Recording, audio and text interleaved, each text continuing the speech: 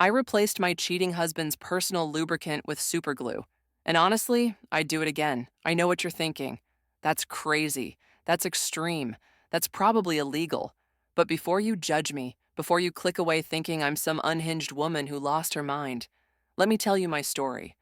Because when you've given 22 years of your life to someone, when you've sacrificed everything, when you've raised 3 kids and built an entire world with a man who throws it all away for someone 17 years younger than you, well, maybe you'll understand why I did what I did. My name is Sophia. I'm 45 years old. And this is the story of how I went from being an invisible, taken for granted wife to the woman who made sure my husband never forgot what he lost. But before we get to the glue, the hospital visits, and the complete destruction of my husband's affair fantasy, I need to take you back. Back to when I actually believed I had the perfect life. Back to when I was stupid enough to think that 22 years of marriage meant something. Back to when I looked at my husband and saw my partner, my best friend, the father of my children, instead of the lying, cheating, selfish man he really was. If you're here for the drama, the revenge, and a story that proves karma is real when you help her along, do me a favor. Hit that like button right now. Subscribe if you want to hear more real stories about real women who refuse to be victims. And if you really want to support me in sharing this story, consider leaving a super thanks. Every bit of support means the world to me and helps me keep telling these truths that too many women are afraid to speak out loud. Now, let me take you back to the beginning, to the life I thought I had. Ryan and I met when we were 23 years old. God, that feels like a lifetime ago now, and I guess it was. I was a nursing student, working double shifts at a diner to pay my tuition, exhausted but determined. He was charming, ambitious, working his way up in sales. We met at a friend's birthday party, and I remember thinking he had the most genuine smile I'd ever seen.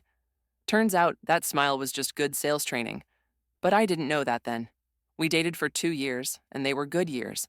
The kind of years where you stay up all night talking about your dreams, where you split a pizza because neither of you has money, where you're building something together from nothing.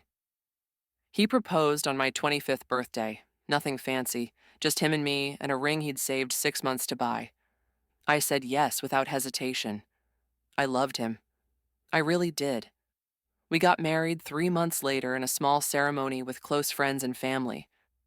Started our life in a tiny one-bedroom apartment with furniture from thrift stores and big dreams about the future. I finished nursing school and got my license. Ryan was climbing the corporate ladder, working long hours, and I supported him every step of the way. That's what partners do, right? You support each other's dreams. When I got pregnant with our first child at 27, we were terrified and thrilled at the same time. Alex came into the world screaming, and I fell in love all over again. With my son, with the idea of our family, with the life we were building, Ryan was a good dad back then. Present, involved. He'd come home from work and take Alex so I could sleep. We were a team. 2 years later came Maya, our daughter. She was my little miracle, my mini-me with her father's eyes. And then, when I was 33, our surprise baby Noah arrived. 3 kids. Our house was chaos, beautiful chaos, filled with laughter and toys and Disney movies and family dinners. I'd moved to part-time nursing by then, working night shifts when Ryan could be home with the kids. I told myself it was temporary, that I'd go back to full-time when they were older, that I was making the right choice for our family. Ryan's career took off. He became a sales director, then a regional manager, then VP of sales. Good money started coming in. We bought a house in a nice neighborhood, the kind with good schools and tree-lined streets. We took family vacations, we had savings. On paper, we had everything. But here's what nobody tells you about building a life with someone. Somewhere along the way, in all the carpools and parent-teacher conferences and soccer practices and grocery shopping and bill paying, you can lose yourself. You become mom. You become the wife. You become the person who keeps everything running smoothly. And you forget to be the woman you were before all of that. I looked at myself in the mirror one day, about a year ago, and I barely recognized the woman staring back.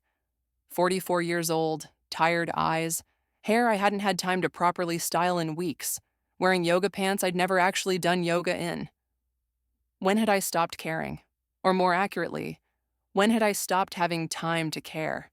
Between my nursing shifts and raising 3 kids and managing a household, I'd put myself last for so long that I'd disappeared. Ryan noticed too. Oh, he noticed. But instead of seeing a woman who'd sacrificed her body, her career advancement, her youth for his children and his comfort, he saw something else. He saw someone he could upgrade from. It started small, about a year ago. Little comments here and there. Babe, have you thought about joining a gym? Maybe you should try that new diet everyone's talking about. Remember how you used to dress up when we went out? Each comment was like a tiny cut, small enough to brush off, but they added up. Death by 1,000 paper cuts to my self-esteem. Then came the changes in him. Suddenly, at 47 years old, Ryan became obsessed with his appearance. He joined an expensive gym, not the regular one, but the one with the celebrity trainer and the smoothie bar. He started going at 5 in the morning, every single day. I thought it was great. I encouraged him. Good for you, honey. You're taking care of your health. What an idiot I was. The gym membership was just the beginning. He got hair plugs to fix his receding hairline, teeth whitening, a whole new wardrobe of designer clothes that cost more than my monthly grocery budget. He bought a sports car, a sleek silver thing that screamed midlife crisis. When I questioned it, he got defensive. I work hard, Sophia. I deserve to enjoy my success. Not all of us can be comfortable in sweatpants. That one stung, but I swallowed it. I told myself he was just going through something. Midlife crisis. It's normal for men his age, right? They panic about getting older, they try to reclaim their youth. It passes. I'd read articles about it. I talked to my friends. They all said the same thing. Let him have his moment, he'll come back to reality. Except he wasn't coming back. He was drifting further and further away, and I was too busy holding everything else together to notice how far he'd gone. The business trips increased. Suddenly, he was traveling twice a month, sometimes more. Big client in Chicago. Important conference in Miami. Team building in Vegas. I packed his suitcase. I managed everything at home alone. I took extra shifts at the hospital to help with the increased expenses of his new lifestyle, and I never once questioned it because I trusted him.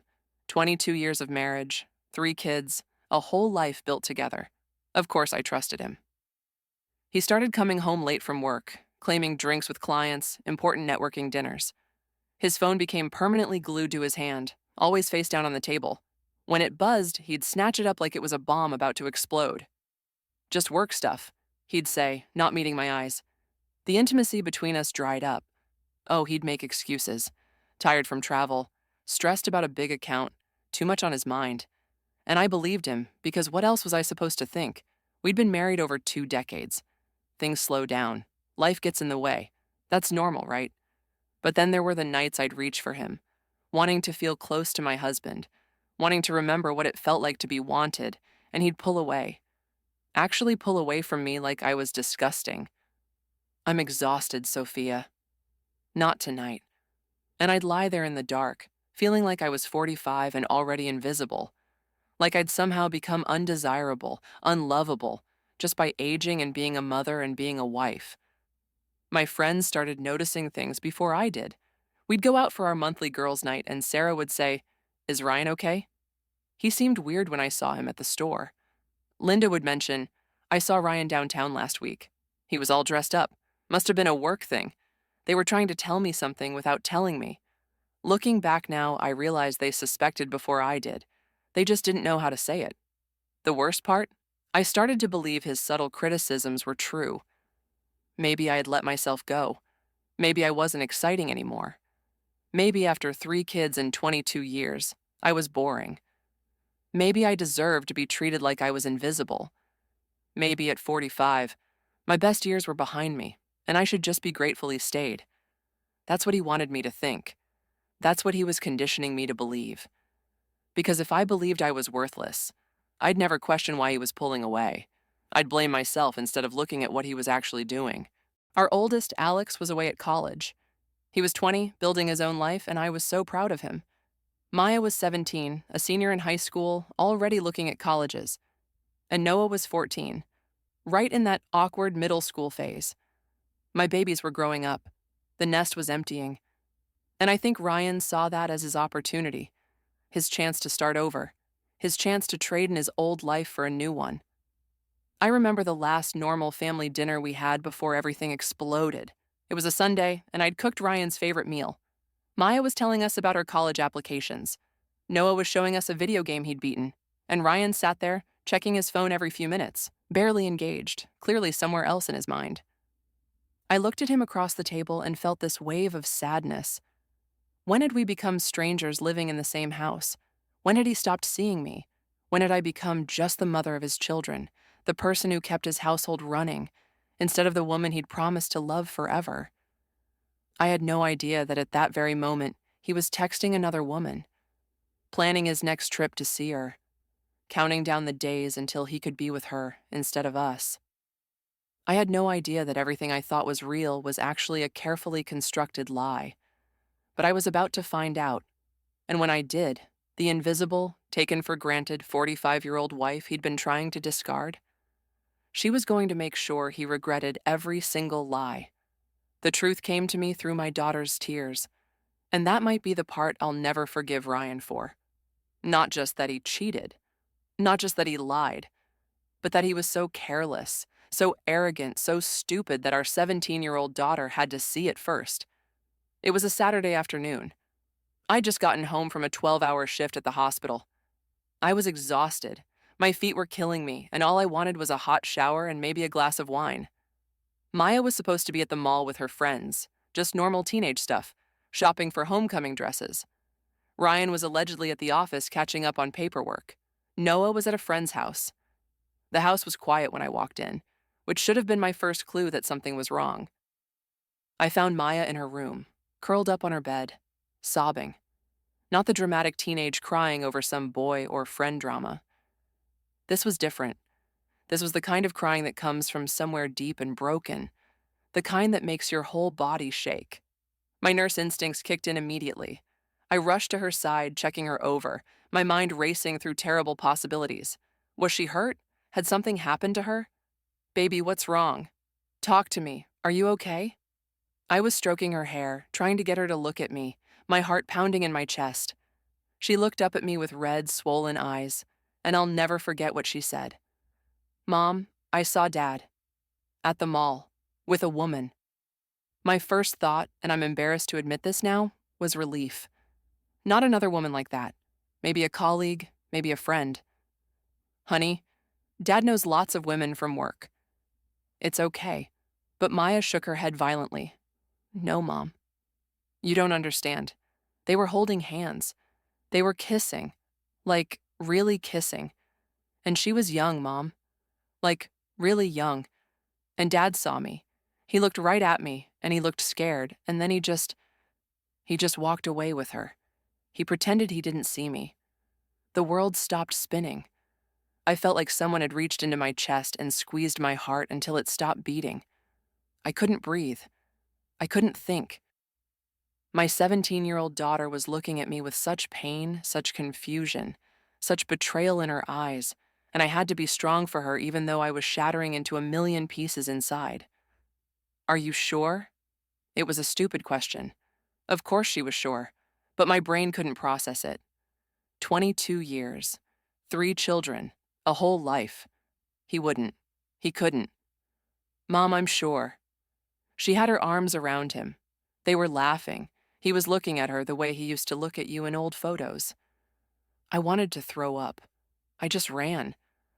I couldn't watch anymore. I held my daughter while she cried, and I wanted to scream. I wanted to break things. I wanted to drive to wherever Ryan was and destroy him. But instead, I held it together. I stroked her hair and told her it would be okay, even though I had no idea if that was true. I told her that sometimes grown-ups make mistakes, that I'd talk to Dad, that she didn't need to worry. All the things mothers say when they're trying to protect their children from the ugliness of the world, even when that ugliness is coming from their own father. After Maya finally cried herself to sleep, I sat on the edge of her bed and stared at the wall. My hands were shaking. My whole body was shaking. 22 years of my life flashed before my eyes. Every sacrifice, every compromise, every time I put him first, put the kids first, put myself last, every time I worked a double shift so we could afford his new car, his new clothes, his new life. Every time I swallowed his criticism and tried to be better, tried to be enough, and it still wasn't enough. I still wasn't enough. At 45, after giving him the best years of my life, after giving him 3 beautiful children, after supporting every dream he ever had, I wasn't enough. I waited until I heard Ryan's car in the driveway. It was almost 8 o'clock. He'd been gone all day, supposedly working. I was sitting in the living room in the dark when he walked in. He jumped when he saw me. "Jesus, Sophia, you scared me. Why are you sitting in the dark?" He flipped on the light and I saw him clearly. He was dressed too nicely for office work. Designer jeans, the expensive cologne I'd noticed lately, his hair perfectly styled. He looked guilty. Or maybe I was just finally seeing what had been there all along. "Maya saw you today." I said it calmly, flatly. I watched his face go from confusion to understanding to panic in about 3 seconds. "Sophia, I can explain." "Don't." I held up my hand. "Don't you dare lie to me right now." "Not right now. Our daughter is upstairs, devastated, because she saw her father cheating on her mother. So whatever you're about to say, make sure it's the truth. Because I swear to God, Ryan, if you lie to me right now, I will never forgive you." He stood there, opening and closing his mouth like a fish out of water. And then he went with the worst possible response. "It's not what you think." I laughed. Actually laughed. It was either that or start screaming. "It's not what I think? What I think is that you've been screwing around on me. What I think is that all those business trips were lies.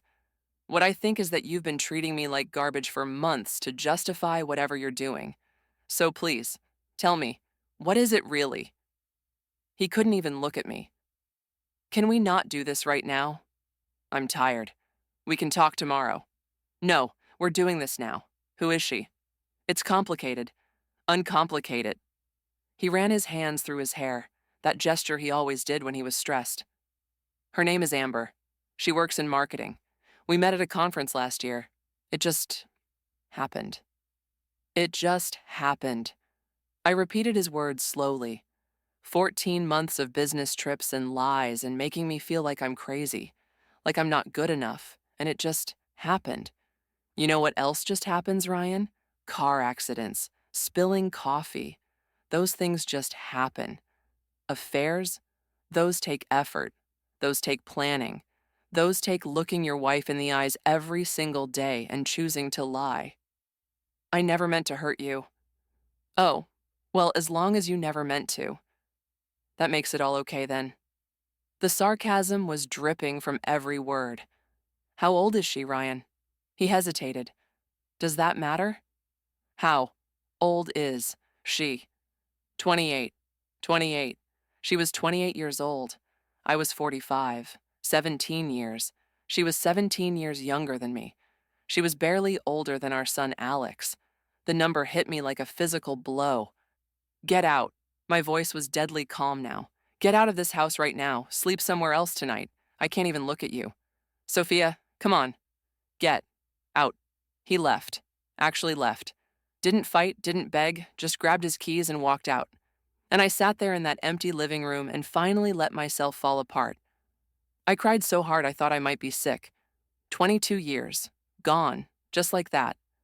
Replaced by a 28-year-old who probably didn't have stretch marks or gray hairs or the wear and tear of building a life with someone. But I couldn't fall apart for long. I had 3 kids who needed me. Maya, who'd witnessed her father's betrayal. Alex, who'd need to know eventually. Noah, who was too young to understand why his family was imploding. I had to be strong for them. I could break down later. That night, after checking on Maya again and making sure she was sleeping, I did something I'd never done in 22 years of marriage. I went through Ryan's things. If he was going to destroy our life, I deserved to know the full extent of it. His laptop was in his office. The password was our wedding anniversary. The irony wasn't lost on me. I opened it with shaking hands, not even sure what I was looking for, just knowing I needed to see the truth. His email was open, and there it was. Hundreds of emails between Ryan and Amber. I started reading, and with each one, I felt like I was being stabbed repeatedly. These weren't just affair emails. These were love letters. Plans for a future together. Him complaining about his old, boring wife, who didn't understand him anymore. Her sending him photos I couldn't bring myself to look at closely. Him telling her he loved her. That word, love. The same word he'd said to me for 22 years. I found emails about trips they'd taken together. Turns out the sales conference in Miami, romantic beach getaway, the client meeting in Chicago, weekend in a luxury hotel, the team building in Vegas. I didn't even want to know. Every single business trip for the past 14 months had been a lie. Every single one. But the worst part, the absolute worst part, there was an email from 3 months ago where Ryan was talking about his exit strategy. His plan to wait until Noah was a bit older, until Maya went to college, and then leave me. He'd been planning this, calculating when the right time would be to blow up our family. And in the meantime, he'd just keep lying, keep cheating, keep making me feel small and worthless so that when he finally left, I'd be too broken to fight back. I downloaded everything. Every email, every photo, every piece of evidence of his affair. I sent it all to my personal email and a cloud storage account. Then I kept digging. His credit card statements were next. My hands shook as I scrolled through the charges. Jewelry I'd never received. Expensive dinners at restaurants he'd never taken me to. Hotel rooms, lingerie purchases, flowers, an apartment lease. Wait, an apartment lease? I clicked on the attachment. Ryan had rented a one-bedroom apartment across town. A love nest. A place where he could play house with Amber while his real wife worked night shifts to help support the lifestyle he was living with another woman. I calculated quickly. Over the past 14 months, he'd spent more than $85,000 on this affair. $85,000 of our money. Money from our joint accounts. Money I'd contributed to by working my ass off at the hospital. Money that was supposed to be for our kids' college funds. Money that was supposed to be for our retirement, our future. Maya's college fund was supposed to have $40,000 in it. She'd be starting next fall, and we'd promised her we'd help with tuition. I logged into the college savings account. $23,000.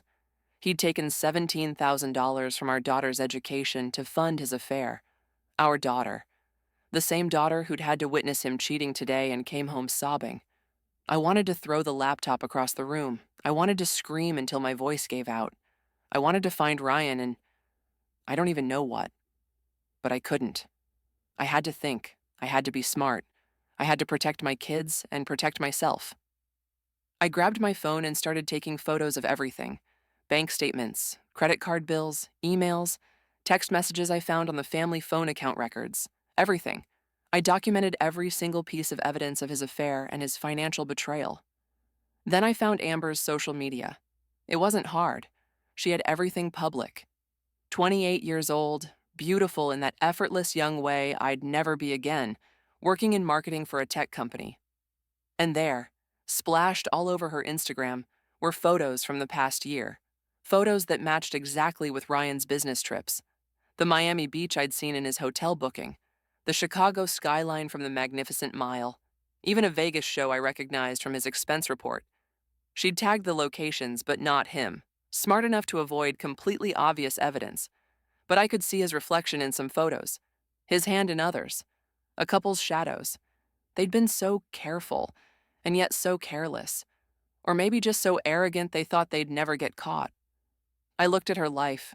Young, carefree, no stretch marks or responsibilities or years of sacrifice weighing her down. She got the fun, exciting version of Ryan, the one who bought expensive gifts and took romantic vacations. I got the one who came home tired, who criticized my appearance, who treated me like a maiden nanny. It was 4 a.m. when I finally closed the laptop. I'd been up for almost 24 hours. My shift at the hospital, coming home to find Maya, the confrontation with Ryan, hours of investigating. I was exhausted, but I was also clear-headed for the first time in months. All those times I'd thought I was crazy, that I was paranoid, that I was overreacting. I was right. All those gut feelings I'd ignored because I trusted him, because I believed in our marriage, because I thought 22 years meant something. I should have listened. All those nights I'd lain awake wondering why I wasn't enough. It was never about me not being enough. It was about him being selfish, entitled, and cruel. I sat in that office, surrounded by evidence of my husband's betrayal, and I felt something shift inside me. The pain was still there. The heartbreak was still raw, but underneath it all, something else was growing. Something cold and hard and determined. Ryan thought he could have his affair, spend our money, plan his exit, and I'd just accept it. He thought at 45, I was too worn down, too dependent, too scared to fight back. He thought he could discard me like I was nothing after 22 years, and I'd just fade away quietly. He was wrong. If Ryan wanted a war, I'd give him one. But I wouldn't fight fair. Not anymore. He'd lied and cheated and stolen from our family. He'd hurt our daughter. He'd made me feel worthless. And now? Now he was going to pay for every single moment of it. I didn't know exactly how yet.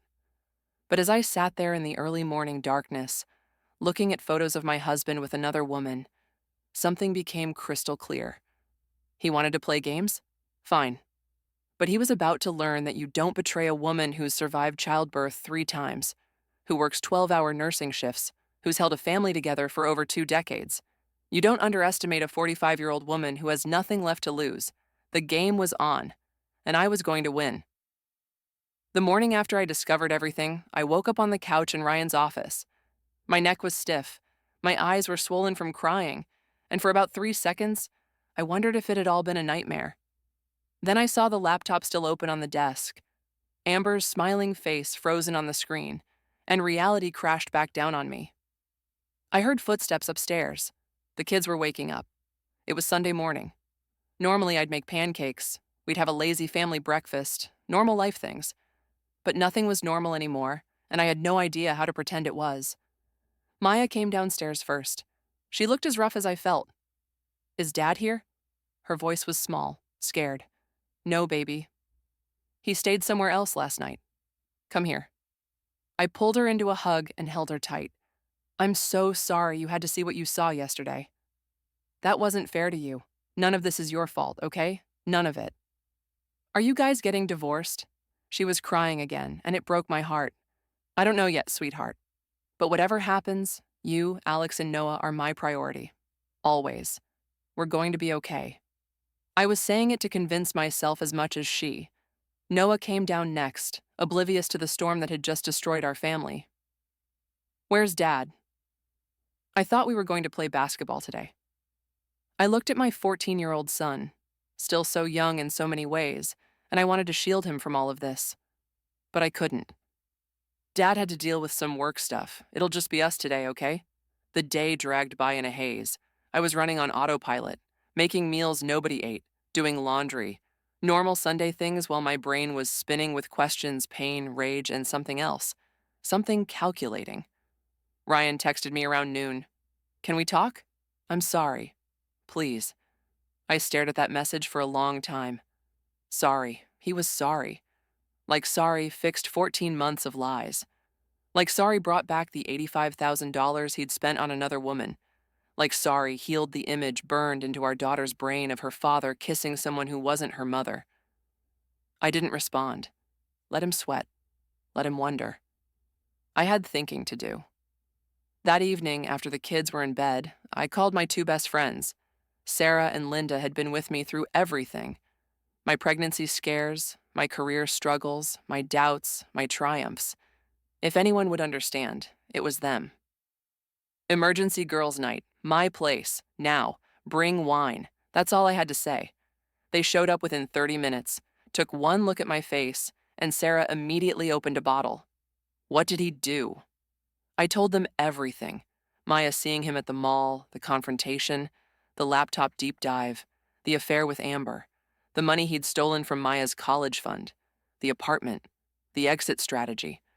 All of it poured out of me in a rush of words and tears and rage. Linda was pacing by the time I finished, furious. That absolute piece of garbage. 22 years, Sophia, 3 kids. How does he think this is okay? Sarah was more practical, already in problem-solving mode. Okay, first things first. You need a lawyer, a good one. The affair is one thing, but taking money from the kid's college fund? That's financial infidelity. You can destroy him in divorce court. I already made an appointment, I said quietly. Tomorrow morning, I took a personal day from the hospital. They both looked at me with something like pride. Good, Linda said. What else do you need? I need to understand how bad this really is. I need to know everything before I make any moves. I downloaded all the evidence I could find, but I want more. I want to know every single detail of what he's been doing. Sarah pulled out her phone. My cousin is a private investigator. He's expensive, but he's good. Want me to call him? I nodded. Yes. I need someone who can follow Ryan, document everything, get evidence that will hold up in court. I don't trust that what I've found is everything. Consider it done. Sarah was already texting. He'll call you tomorrow. We sat there for a while drinking wine, and slowly my shock started transforming into something else. Strategy. Planning. These were my best friends. The women who'd known me since before I became Ryan's wife, who remembered the strong, capable woman I'd been before I let myself disappear into motherhood and marriage. I want him to hurt, I said finally. Not just financially. Not just the divorce. I want him to feel what I felt when I saw those emails, when I realized he'd spent our daughter's college money on his mistress. When I understood that while I was working night shifts to help support our family, he was building a whole separate life with someone else. I want him to regret every single choice he made. Linda leaned forward. What are you thinking? I don't know yet. But I have time. He doesn't know that I know the full extent of it. He thinks Maya just saw him at the mall. He doesn't know I've seen the emails, the financial records, everything. I have the advantage right now. So you play it cool, Sarah said slowly, understanding dawning in her eyes. You pretend to be the devastated wife who might forgive him. You gather more evidence. You get everything lined up legally, financially, and then you strike when he least expects it. Exactly. The word came out cold, hard. He's been playing me for 14 months. Now it's my turn. The next morning, I sat in the office of Catherine Morrison, one of the top divorce attorneys in the city. She was in her 50s, sharp as a knife, with a reputation for destroying cheating husbands in court. She came highly recommended. I laid out everything for her. The affair, the financial records, the emails, Maya's testimony of seeing them together, the apartment lease, all of it. Catherine listened, taking notes, her expression getting grimmer by the minute. When I finished, she sat back and looked at me directly. Sophia, I'm going to be straight with you. You have an incredibly strong case. The affair alone gives you leverage, but the financial infidelity, taking money from joint accounts and your children's college funds to support an affair, that's going to make a judge very, very angry. How angry? I asked. Angry enough that you're looking at a very favorable settlement. In a 22-year marriage, you're entitled to half of everything anyway. But given his behavior, we can push for more. Alimony, definitely. The house. Primary custody of Noah since he's still a minor. Child support. A larger portion of his retirement accounts and pension. We can make this very expensive for him. Something in my chest loosened. What do I need to do? First, don't confront him about what you know. Act like you're still processing the affair, like you're hurt and confused. Let him think he still has some control over the situation. Meanwhile, we gather more evidence. You said you're hiring a private investigator? Yes, he starts tomorrow. Good. We need current evidence, not just historical. Photos of him with this Amber woman, documentation of his movements, proof that the affair is ongoing. The more we have, the stronger our position. Catherine paused. There's something else you should know. If he's been using company resources for this affair, company credit cards, company time, his employer might have grounds for termination. That would impact his income, which impacts alimony and child support. I hadn't thought of that. His boss thinks he's been at conferences. Then his boss should know the truth. But that's your call. My job is to protect you and your children financially and legally. She slid a folder across the desk. These are the papers I need you to sign to retain me. We'll file for divorce, but we won't serve him yet. Not until we have everything we need. Can you do that? Can you go home and pretend everything is fine while we build our case? I thought about 22 years of putting Ryan first, of swallowing my feelings, my needs, my voice to keep the peace. I'd been pretending for so long already. What was a little while longer? I can do that, I said, signing the papers. Over the next week, I became an actress. Ryan came home 2 days after our confrontation, full of apologies and excuses. He said he'd broken it off with Amber. He said it was a mistake. He said he wanted to work on our marriage. He said all the things a cheating husband says when he gets caught. And I played along. I cried. I said I was hurt but willing to try counseling. I acted like the devoted wife who was devastated but desperate to save her marriage. Meanwhile, the private investigator Sarah's cousin had recommended was following Ryan's every move. Turns out Ryan hadn't broken it off with Amber at all. He'd just gotten better at hiding it. The PI sent me photos. Ryan meeting Amber for lunch. Ryan's car parked outside her apartment. Ryan and Amber checking into a hotel for an afternoon. He hadn't slowed down at all. He'd just lied more carefully. Every photo, every piece of evidence felt like another stab to the heart. But it also fueled something else, this cold, calculating determination. He thought I was stupid. He thought I'd believe his lies. He thought he could have his wife at home and his girlfriend on the side and nobody would be the wiser. 2 weeks after my discovery, Ryan announced another business trip. Big conference in Denver, 3 days. I'll be back Friday night. He kissed my forehead like nothing was wrong, like he wasn't lying straight to my face. I smiled and told him to have a safe trip. I packed his suitcase like a good wife. And then I called the PI.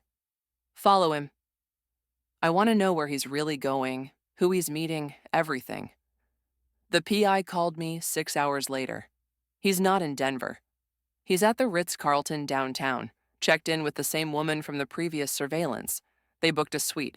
He used his personal credit card this time, not the company one. Smart. How long is the reservation? 4 nights. Checking out Friday morning. 4 nights. He'd told me 3 days, but booked 4 nights. More lies. I wondered if he'd ever told me a single truth in the past 14 months. But this lie, this trip, this was my opportunity. The PI confirmed that Amber had taken time off work. This was their romantic getaway. They'd be together, uninterrupted, probably celebrating what they thought was their perfect secret affair. I sat in my kitchen, staring at my phone, and the plan started forming in my mind. It came to me slowly at first, then all at once, like a puzzle clicking into place. Ryan was careful with most things, but I knew him. I knew his habits, his routines, his preferences. 22 years of marriage meant I knew things about him that Amber never would, including his more intimate habits. He always traveled with certain items. Always. He was particular about them, specific brands, specific products.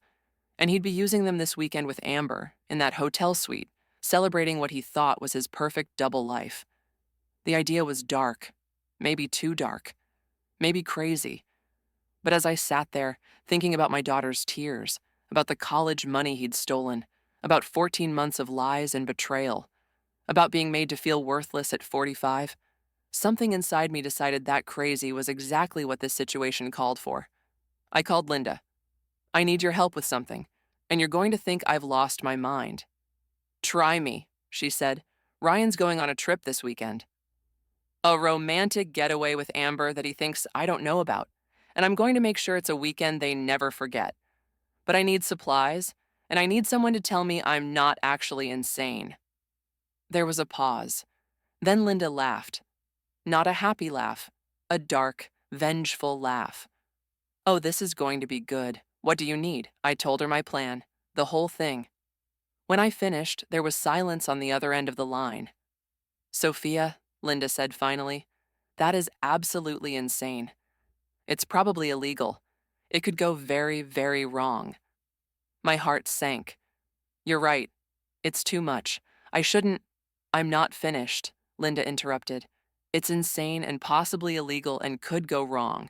But after what he's done to you, after stealing from your daughter's college fund, after making you feel like you're not enough, screw it, I'm in.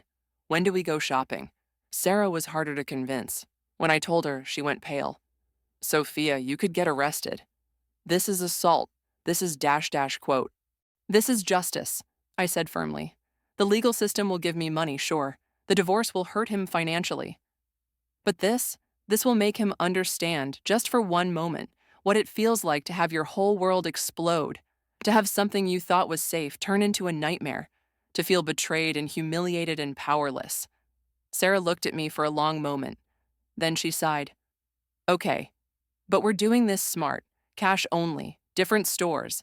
Nothing that can be traced back to you. And you wear gloves. Understood? I nodded. Understood. We spent the next day gathering supplies. Linda drove to one store, Sarah to another, I went to a third. We bought what I needed with cash, from different locations, making sure there was no trail. It felt surreal, like I was planning a heist instead of a revenge plot against my cheating husband. That night, I laid everything out on my bed. The supplies, the plan, the timeline. Ryan would leave Wednesday morning for his conference. He'd meet Amber at the hotel. They'd have Wednesday night together. Thursday would be their full day. And Thursday night would be when my little surprise took effect. I thought about calling it off a dozen times. This was crazy. This was extreme.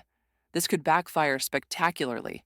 But then I'd remember him telling Amber he loved her, him planning his exit strategy, him taking Maya's college money to buy jewelry for his mistress, him making me feel like I was worthless at 45, while he recaptured his youth with someone barely older than our son.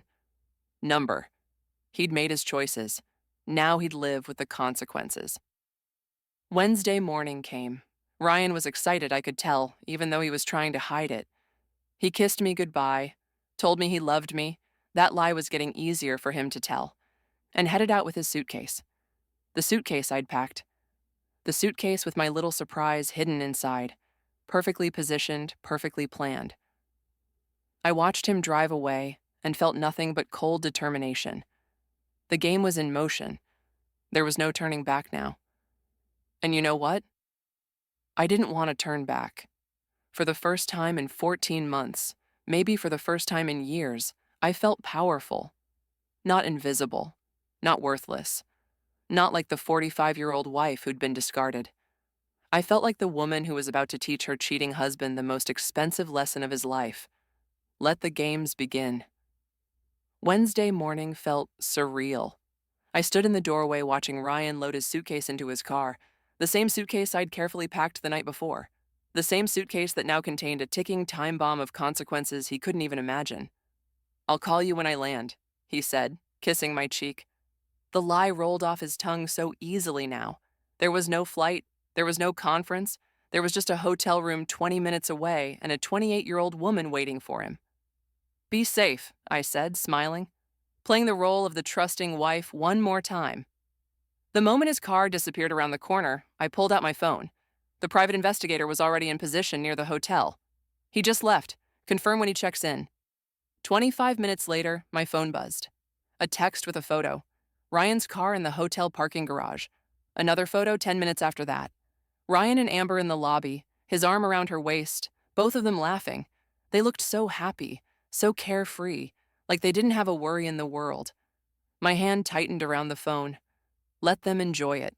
They had about 36 hours before their perfect little fantasy imploded. I spent Wednesday trying to keep busy. I picked up extra shifts at the hospital, anything to keep my mind occupied. Maya was still withdrawn, barely talking to Ryan when he called that evening from the conference. Noah kept asking when Dad would be home. I held it together for them, but inside I was counting down the hours. Wednesday night, Ryan video called the family. Just checking in from Denver. The conference is great, learning a lot. He was in a hotel room, generic enough that it could be anywhere. But I knew better. I knew exactly where he was, who he was with, what they'd probably been doing before he called. That's great, honey, I said sweetly. We miss you. Miss you too. Love you, Soph. I hung up and wanted to throw the phone across the room, but I didn't. I breathed. I waited. Thursday was the key day. Thursday morning, I woke up early. Couldn't sleep anyway. My phone showed a message from the PI sent at 6:47 a.m. Subjects ordered room service breakfast, still en suite. I imagined them there. Breakfast in bed. Romantic morning. Ryan probably thought he was so clever, living this double life. He had no idea what was coming. The suitcase I'd packed for Ryan contained everything he normally traveled with. His clothes, his toiletries, his laptop. But I'd made some modifications. Special modifications that wouldn't be discovered until the right moment. His personal lubricant, The expensive brand he always used, the one he was particular about, I'd carefully emptied the bottle, every last drop. Then I'd refilled it with something else. Industrial strength super glue. The fast bonding kind. The kind that becomes permanent in seconds. I'd been so careful, making sure the seal looked untouched. The consistency looked right through the semi-transparent bottle. Perfect. But that wasn't all. I'd also tampered with a few other items. The condoms he'd packed, I'd carefully opened the box from the bottom, used a syringe to inject a small amount of hot sauce into several of them, then resealed everything perfectly. His allergy medication that he took every morning, replaced with laxatives. Same color, same size pills. He'd never notice until it was too late. Was it extreme? Yes. Was it possibly illegal? Probably. Did I care anymore? Not even a little bit. I'd also done something else. Something that would hit him where it really hurt. I'd contacted his boss. It had taken me 2 days to work up the courage, but Tuesday afternoon I'd called Ryan's office and asked to speak with his supervisor, Michael. I'd met Michael at company events over the years. He seemed like a decent guy, a fair guy. Michael, this is Sophia, Ryan's wife. I need to talk to you about something serious, and I need you to hear me out before you respond. I'd told him everything. The affair with Amber, who worked for one of their partner companies, the fake business trips, the company credit card charges I'd found for personal expenses, the conference in Denver that didn't exist. I'd sent him copies of evidence, emails where Ryan had used his work account to communicate with Amber, expense reports that didn't match his actual locations. Michael had been silent for a long time. Then he'd said, Sophia, I'm so sorry this is happening to you. And I'm sorry to say, this confirms some suspicions we've had. There have been discrepancies we've been investigating. This gives us what we need. Thank you for bringing this to our attention. What happens now? I'd asked. I can't give you details about internal company matters, but let's just say that when Ryan returns from his supposed conference in Denver, he and I will be having a very serious conversation, possibly his last conversation as an employee here. That phone call had felt almost as satisfying as planning the glue swap. Ryan was about to lose everything. His marriage, his money, and now, quite possibly, his job. Thursday afternoon dragged by. I kept checking my phone obsessively. The PI sent periodic updates. Subjects left hotel at 1 p.m., went to lunch downtown. Subjects returned to hotel at 3 p.m. Subjects haven't left suite since return. I knew what that meant. They were having their romantic afternoon, their intimate time together, the time when Ryan would reach for that bottle, never suspecting that his devoted wife had turned it into a weapon. I imagined the scene, the luxury suite, the champagne they'd probably ordered, the mood lighting. Ryan, confident and relaxed, reaching into his toiletry bag. The moment of application. The brief confusion when things started to feel wrong. The growing panic. The realization. The absolute chaos that would follow. Part of me felt guilty. A small part. The part of me that was still the good nurse, the caring person, the woman who'd been raised to be kind. That part whispered that this was too far, too cruel, too dangerous. But that voice was drowned out by a louder one. The voice of the woman who'd worked night shifts while her husband spent that money on his mistress. The voice of the mother whose daughter came home sobbing after seeing her father's betrayal. The voice of the 45-year-old woman who'd been made to feel invisible and worthless, while her husband found someone younger and more exciting. That voice said he deserved every bit of what was coming. Thursday evening came. I was sitting on the couch with Maya and Noah, pretending to watch a movie, when my phone rang. Unknown number. I stepped into the kitchen to answer. Mrs. Harrison? A professional female voice. This is Mercy General Hospital Emergency Department. Your husband Ryan Harrison was brought in about 45 minutes ago. He's listed you as his emergency contact. My heart was pounding, but I kept my voice calm. What happened? Is he okay? He's stable, but he's experiencing a medical emergency related to, well, it's somewhat sensitive. He'll need minor surgical intervention. Can you come down to the hospital? I'm actually a nurse there, I said. I'll be there in 20 minutes. Which room? She gave me the information. I hung up and stood there for a moment, letting it sink in. It had worked. My plan had actually worked. Maya, can you watch Noah for a bit? I need to run to the hospital. Work emergency. I drove to Mercy General, my hands steady on the wheel. When I arrived, I went straight to the ER. I knew these halls. I'd worked here for 20 years. Several nurses recognized me. Sophia, we didn't know that patient was your husband. I'm so sorry. What a situation. I kept my face carefully neutral. Concerned wife. Can I see him? They directed me to a private room. I took a breath and walked in.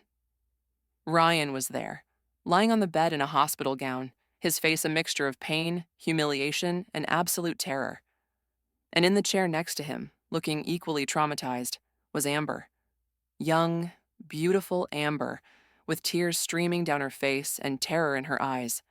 They both saw me at the same moment. Ryan went white. Amber's mouth fell open. "Hello, Ryan," I said calmly, closing the door behind me. "How was the conference in Denver?" The look on his face was everything I'd imagined and more. Pure, absolute horror. "Sophia, I can explain." "Oh, I think the situation explains itself pretty clearly." I looked at Amber, who was shrinking back in her chair. "You must be Amber. I've heard so much about you. Well, read so much, technically. The emails were very detailed." You know?" Ryan's voice was barely a whisper. "I've known for 2 weeks, Ryan. Since Maya saw you at the mall with her." I gestured to Amber. "Since I read every single email between you two. Since I discovered the $85,000 you stole from our family to fund this little affair. Since I found out about the apartment you're renting. Since I learned about your exit strategy. I know everything. Then you, the glue." Understanding was dawning in his eyes. I smiled. It wasn't a nice smile. The glue. The hot sauce in the condoms. The laxatives replacing your allergy medication. Yes, Ryan, that was all me. How does it feel to be betrayed by someone you trusted? Amber stood up, backing toward the door. "I need to leave. I need to—" "Sit down, Amber," I said, my voice sharp. She sat. "You're crazy," Ryan said. "You could have seriously hurt me. This is assault. I could have you arrested." I laughed. Actually laughed. "Go ahead. Call the police. Explain to them how your wife tampered with the personal lubricant you were using to cheat on her. Explain to them about the affair, about the stolen money, about the lies. See how much sympathy you get. I'm a respected nurse in this hospital, Ryan. You're a cheating husband who just had to explain to ER doctors how you and your mistress got superglued together during your affair. Who do you think they're going to believe?" The fight went out of him. He knew I was right. "Oh, and one more thing," I continued, pulling my phone out. "Your boss, Michael, called me this afternoon. Apparently, he's been investigating some expense report discrepancies.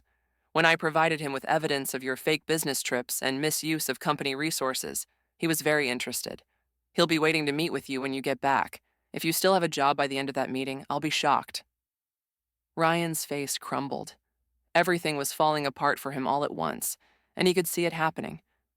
I turned to leave, then paused at the door. "The divorce papers will be served next week.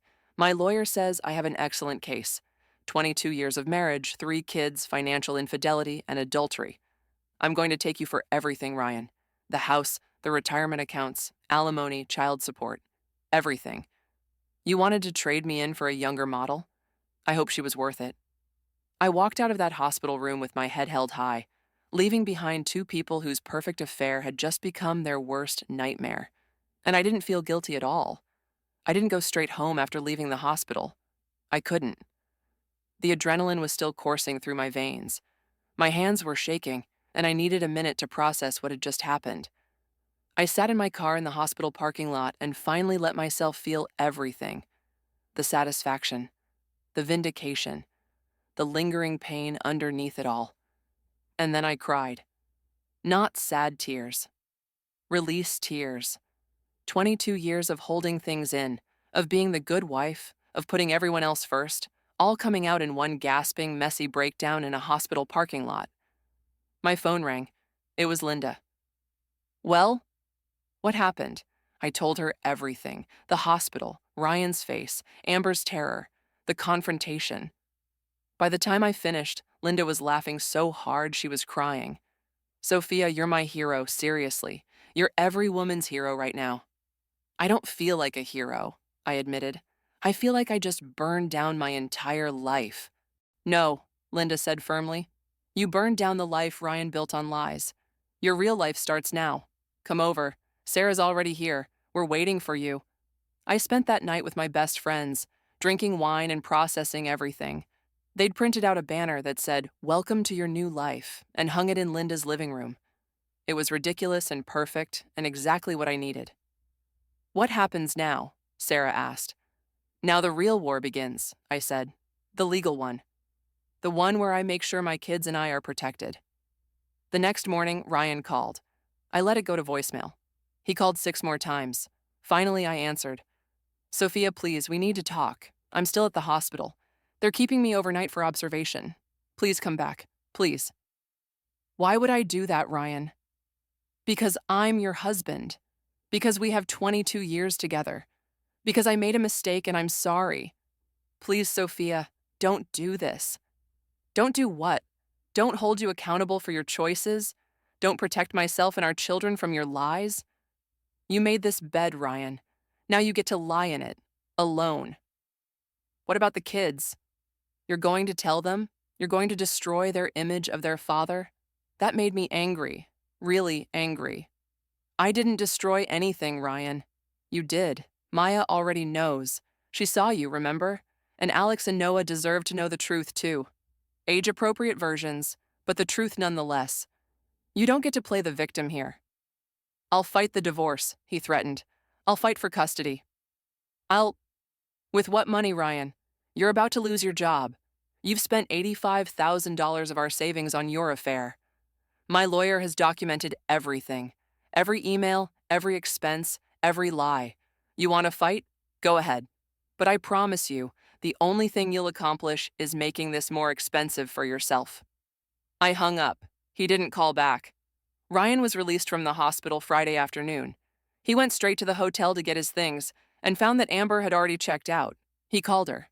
She didn't answer. He called again. Blocked. Apparently, young Amber wanted nothing to do with the scandal that her affair had become. He came home Friday evening. I'd prepared for this. The kids were with my sister. I'd packed his things. Everything was in boxes in the garage. You need to leave, Ryan. Find an apartment, a hotel. I don't care. But you can't stay here. This is my house, too, he said, but there was no fight in him. He looked broken, exhausted. Actually, it's not. Not anymore. My lawyer filed a restraining order this afternoon. You have 24 hours to remove your belongings, and then you're not allowed within 500 feet of this property or me. The kids can see you, but it has to be arranged through my lawyer. You can't do this. I already did. There's a copy of the order on top of your boxes. You should probably read it. He stood there in our entryway, the entryway of the house we'd bought together 15 years ago, and I watched him realize that he'd lost everything. His marriage, his family, his home, possibly his career, all for a 14-month affair with a woman who'd abandoned him the moment things got difficult. I love you, Sophia. I know I screwed up, but I love you. We can fix this. No, Ryan, you don't love me. You love the idea of having your comfortable wife at home while you play with your girlfriend on the side. You love having someone to do your laundry and raise your kids and work night shifts to support the lifestyle you wanted. That's not love. That's convenience. And I'm done being convenient. Monday morning came. Ryan went to work. 2 hours later, I got a call from Michael, Ryan's boss. Sophia, I wanted you to know, we terminated Ryan this morning. The evidence you provided, combined with our internal investigation, showed multiple violations of company policy. Misuse of company funds, fraudulent expense reports, conducting a personal relationship that created conflicts of interest. He's been escorted from the building. I'm sorry it came to this, but I wanted to thank you for bringing it to our attention. Thank you for telling me, Michael. I appreciate it. Ryan called me an hour later, screaming. You destroyed my career. You ruined my life. How could you do this? I didn't destroy anything, Ryan. You did. Every single consequence you're facing right now is the direct result of your choices. Not mine, yours. The divorce moved forward quickly.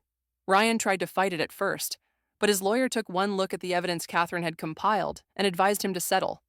The affair, the financial documents, Maya's witness testimony, the hospital records from his incident, the proof of his job termination for cause. He didn't have a leg to stand on. We settled out of court.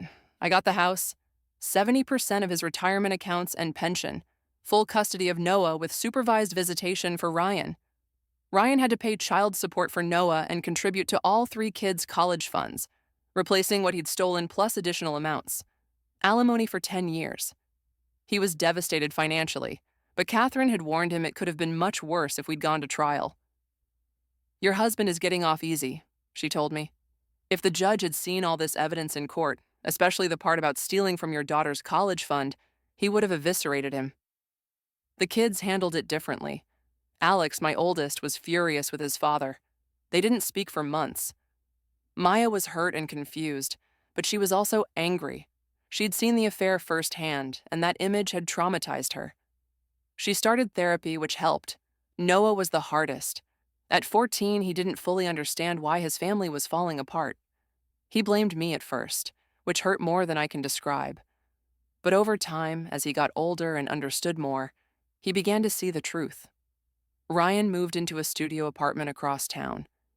The apartment he'd rented for his love nest with Amber had to be given up. Too expensive on his unemployment checks. He tried to find work, but word had gotten around in his industry about why he'd been fired. Nobody wanted to hire the guy who'd committed fraud for an affair. Amber, from what I heard through the grapevine, moved to another city, wanted to escape the scandal. Apparently her boyfriend, yes, she'd had a boyfriend the whole time she was sleeping with my husband, had confronted her at the hospital. That relationship ended too. She'd lost almost as much as Ryan, though I had trouble feeling sorry for her. The months after the divorce were strange. I had to rebuild my entire identity. For 22 years, I'd been Ryan's wife, someone's mother, a nurse. But who was I beyond those roles? At 45, I had to figure out who Sophia actually was. I went back to full-time nursing, got a promotion to nursing supervisor that I'd turned down years ago because it conflicted with Ryan's schedule. Turns out, I was really good at it. My career flourished in ways it never had when I was trying to accommodate someone else's needs. I started therapy too. Not because I regretted what I'd done, I didn't, but because I needed to process 22 years of putting myself last, of losing myself, of believing that my value came from being a wife and mother instead of from being me. My therapist asked me once, "Do you feel guilty about the glue? About what you did?" I thought about it honestly. No. I feel guilty that Maya had to see what she saw. I feel guilty that my kids had to go through their parents' divorce. But the glue, Ryan's humiliation, his consequences, he had 14 months to come clean, 14 months to stop, 14 months to choose his family. He chose himself every single time. So no, I don't feel guilty about making sure he finally faced consequences for his actions. The kids adjusted slowly.